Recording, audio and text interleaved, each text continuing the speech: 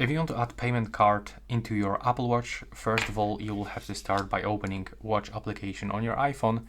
And right now you have to go to the notifications. Over here, you will have to scroll down almost all the way down and go for the wallet and Apple Pay. Right now, you will have to go to the add card option.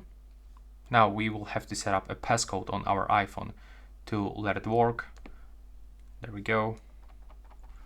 As you can see, I wasn't actually using this one, but we are forced to do that if we want to add payment card. Now we just have to wait a little bit. Now we are able to go back and repeat this step.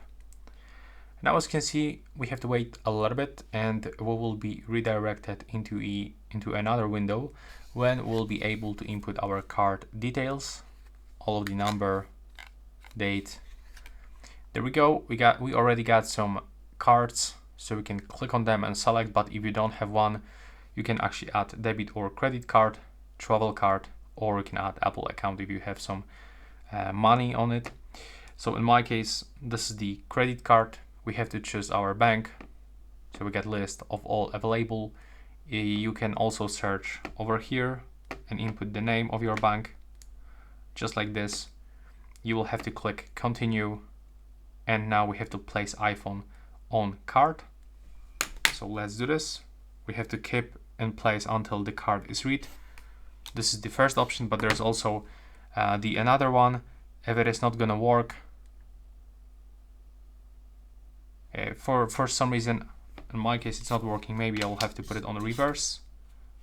Yeah, never mind, it's not working for me. So how we have to do this right now, we have to enter card details manually, and as you can see right now we got name and the number. So this is the date that we have to input from our card. Then we have to click on this icon and we can go forward. We can also scan card by using our camera, so let's try to do that.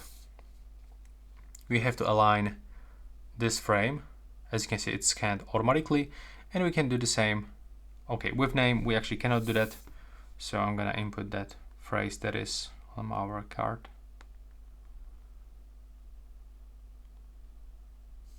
Click on the marker, click here. Now we have to wait for another screen, and as you can see we got expiry date. So in my case it's available just over here. Let's get this one and the code 745. There we go. Now we have to wait for some verification. As you can see, in my case, for sure it's not valid, but that's how we can actually do this step by step. I hope you find it useful.